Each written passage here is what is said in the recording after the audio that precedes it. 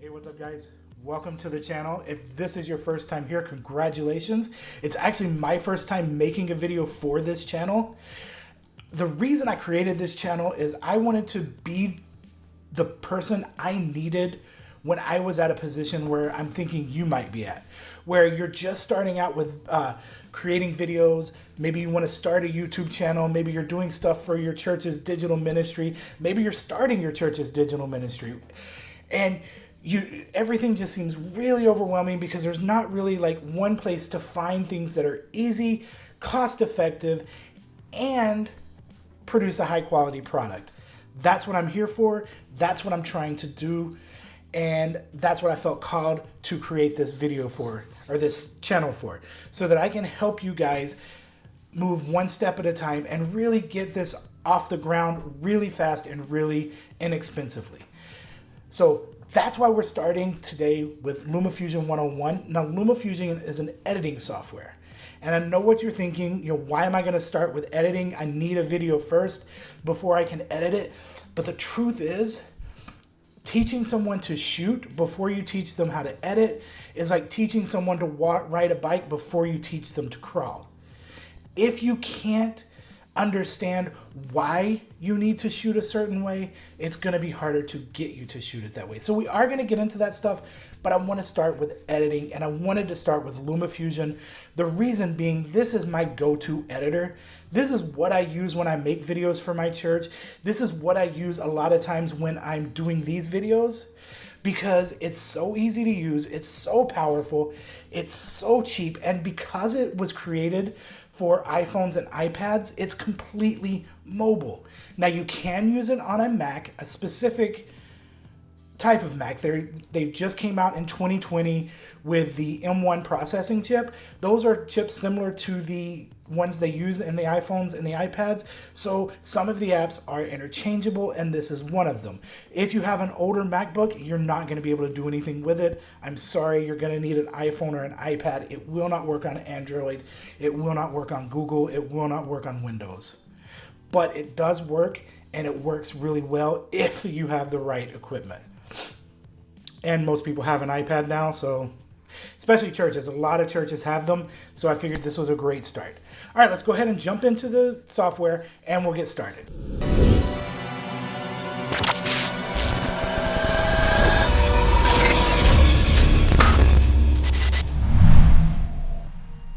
Like I said, this is able to be used on certain Macs, and I happen to have one, so I am going to do this on my computer just so that I don't have to keep my phone tied up while we're making this video. All right, so as you can see, this is a pretty standard layout. If you've ever done any video editing, you have seen a screen that looks very similar to this more than once. But let me give you the quick rundown of what everything is. This right here in the center, this is your viewer. So anything that's on your playhead is going to show up here. This is your source window, where you're going to have any of the sources, where you're going to have footage, videos, audio, anything like that you're looking for. You're going to find that, down in here. And then here, this is going to be your project panel. When we open up a project, this will become our timeline, but for now, it's just where all your projects are going to sit. I deleted all of my projects out of here so that you would see the view that you should see the first time you open Lumafusion. Underneath, you have all of the function buttons that you're going to be using. We're not going to use all of these today. I'm going to go over the ones we're going to use in this series, and I'm going to show you how to find out what the others do without having to sit through me talking about it. And for that, we're going to come all the way over here. This is our settings button. This is the most important button to start with, because not only does it let you set your settings ahead of time. Now, this would be standard for all of your videos from that point on. But more importantly, because we're not going to get into that right now, we're going to come down here, and I want you to hold your finger on that. Or if you are on your Mac, go ahead and hold your mouse button down. And what this does, and it's on almost every screen, but you see here, it shows you exactly what it is that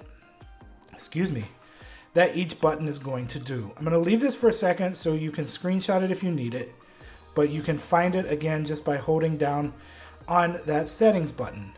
Over here, these are all the function you need for a project. If you want to delete the project, you use the trash can. If you want to optimize the project, so if you're having issues with exporting, you want to go ahead and optimize everything, make it perfect, that's the one you hit. If you need to duplicate a project, which we are going to use, it's going to be this one here, the 2 boxes with the plus. The box with the arrow coming in is the opposite of the one all the way over here with the arrow going out. And that should tell you what those are. This one is import, that one is export. So if you need to import a project, which we're probably going to do at some point, this will be the way to do it. And then next to that, you have these 2 buttons which control your projects. This one opens and closes your project window, which we don't have a project right now. And this one, as the prompt in the center says, starts a project. I'm going to go ahead and title this one Lumafusion 101 Part 1. And then right underneath the title here, you see where it has frame rate, frame aspect, and color space. These are all set by default to be based on your first clip you add.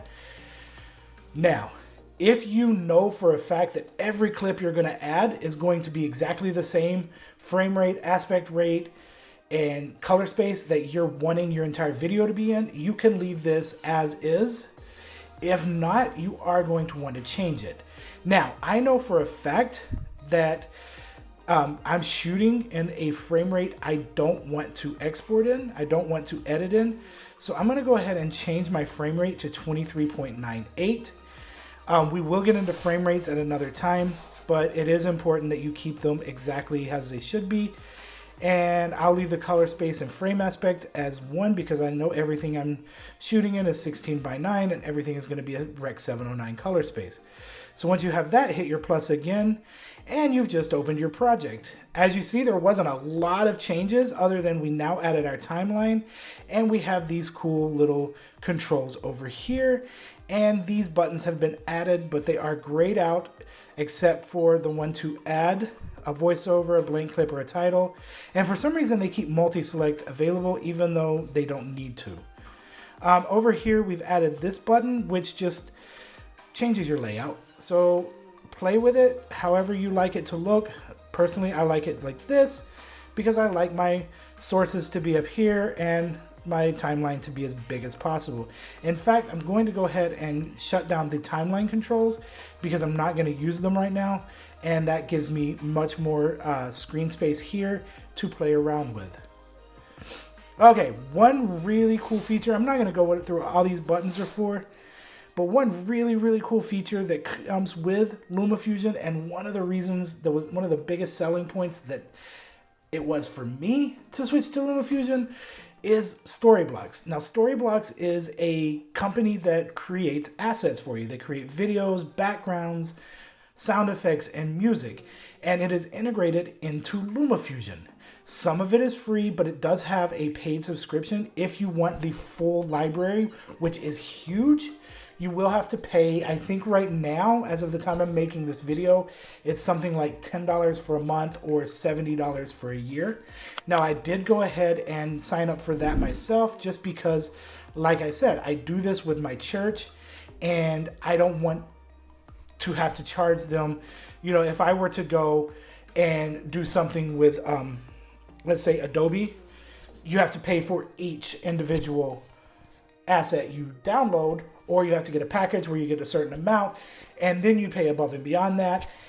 Others are going to be like $20 a month or hundreds of dollars a year. With this, I can afford this in my budget, and I don't have to pass any money on to them. Not only that, because I do it through Lumafusion and because it's integrated, that means that Lumafusion is taking care of all the licensing issues that you may come into later on with YouTube. It's all taken care of before you ever even upload your video. So that is a really cool feature. Okay, so let's go ahead and check out Storyblocks. Let's go back into Lumafusion, and you have right here in your source window, just up at the top, in the upper left-hand corner, go ahead and click on that, whatever source you're on, and it's gonna bring up all of your sources you can use. And we're going to click on Storyblocks. We'll go through what each of them are, but today is not that day. All right, and so video making, what are we doing? We're telling a story, right? We have to, if you're doing a movie, if you're doing a TV show, if you're doing something that's scripted, the writers have written out a script to tell you the dialogue, but it's up to the director and the cinematographer to make, and the editor to actually tell the story, which is what we're going to do right now. We're going to take some footage that somebody else shot, and we're going to tell a really short, really simple story. So we're going to go in here to footage. And now Storyblocks does sometimes take a second. That's because it's not in your system, it's on their servers. So it takes a minute to connect sometimes. Okay, and you see we have a lot of pretty cool footage. If you click on it, it's going to show up on your screen. And you can scroll through, or you can hit play. And it will play in your viewer.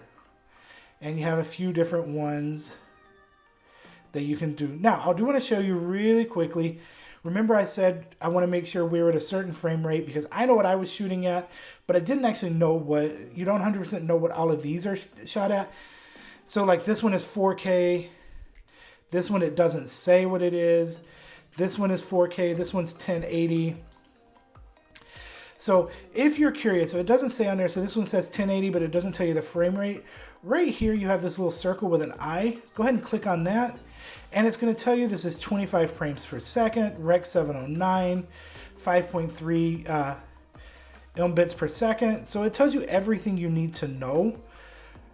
All the metadata is what it's called. It tells you all the metadata on that video. So we're going to start with this video because I went through all of these and I want it to be something you can use. So I'm trying to stick with the free ones. And we're going to import this into our timeline. Now there's a few different ways to do that. Number one, you can hit this button right here on the right side, which will just drop anything that is selected directly wherever your playhead is. And by the way, this blue line right here is your playhead. This is basically your camera. It's looking straight, actually down from the top to the bottom, and it shows you what is directly in front of it. Okay, so we didn't want to do what was in the playhead, so let's go ahead and hit our trash can. Let's bring up our guy again. As you see, I hit this right here and it just drops that footage straight in there. Actually, what did I just do? Yeah, that's what I thought. I double clicked. If you double click up here, it's going to drop it in. You can drag it down from here. Come back up here. Again, I'm just showing you there's a lot of footage since I made that mistake. Oh. We try it without the actual mouse. There we go. Trackbar or trackpad is a little bit easier with that. And then you can do the same thing here. You can hold your finger on it, it's separated, it pulls out, and then you can just drop it on your timeline, and then your playhead will automatically move to the back of your timeline. Now, real quick, I want to show you guys this. Your fingers, just like anything else on a phone, if you pinch or expand, you're going to be pinching and expanding the screen. So as you can see, you can bring your timeline down super small or stretch it out really big. And you know what it is by the way the playhead looks. If the playhead is wide, you are zoomed in all the way. If it is a sliver of a line, you are zoomed out all the way. So we're going to go zoom out all the way just because I want to see the whole timeline. And if you hold your finger down and swipe to the left or right, you will move across the timeline. All right, let's go back up here and click where it says Storyblocks. And let's go into the music because we have this video and it looks like a gentleman who's having a pretty rough day. Seems to be stressed about something, but I can't hear it. I don't hear the stress. I don't hear the sadness. I don't hear any of that. I just see a guy holding his head in his hands, which tells you something, but it doesn't tell enough. So what we need is music. Music tells the story almost every time. Now again, we get in here, we can scroll down through these and you see there's a lot of music that Lumafusion offers for free. And then you get into the stuff you pay for, but you get a ton for free. And like I said, they've already taken care of all the licensing for that. So if you're doing your first couple of videos, you don't know what music to use, you can pick through these, get some stuff out on YouTube, get started, and you're not going to have to pay up front. And while you're trying to get everything worked out, it's a great way to start. We're going to go here on the right side to this one that says Now or Never. Go ahead and click on that. And as you see, it now ends up in your playhead or in your viewer. Nothing visual, just the music. All right, that seems to be some sad and somber music, right? I think that's going to fit in with our guy who seems to be sad and somber himself. The only problem is this is 2 minutes and 47 seconds worth of music for a 24-second video. So we desperately need to fix that. Now, there's a couple of ways we can do it. You can set it to the length you want before you ever get it into the timeline by moving your brackets here. I don't know why this right one wasn't moving. There we go. And you can set your brackets. And as you see here in the center where it's turning yellow, this is telling you roughly how much there is. So we get that to 24 seconds. And then just click in the black screen, just like you would if you're pulling down a video. Pops it out. You can drop that right in. And then you can stretch it out to be exact with your timeline. And of course, you can do it the other two ways of dropping it in by pulling it down. You can double click it however you want. You can also, let's go ahead and delete this off and I'll show you this. What do we go with? Now or never? Yeah. You can also, if you don't know exactly how much of it you want. Oh, I have both of those there, sorry.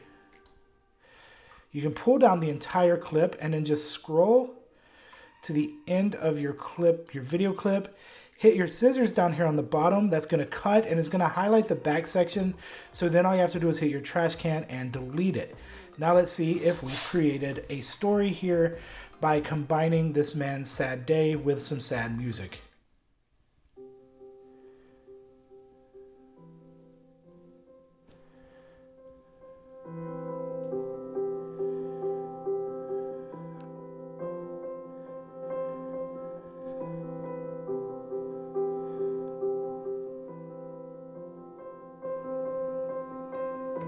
I don't know about you guys. I think we just told a story. I think that turned out pretty good. And I think that's a great stopping point. So go ahead, practice on this a little bit. You can use some other footage, whatever you want to do. But if you enjoyed this, then go ahead and move on to part 2. And let's see if we can take it one step further. And then we're going to go part 3 and part 4. Just as long as you're learning something, just continue on this journey with me. If there are other things you want to see, go ahead and throw that in the comments and I'll try to make a video on it as fast as I can. I do try to respond to every comment, but I can't promise just because I do get busy with other things. And if this is a channel you want to spend some time on, go ahead and subscribe, hit the notification bell, and then you'll know every time I post a new video. But until then, guys, God bless, stay safe, stay healthy, and just keep editing.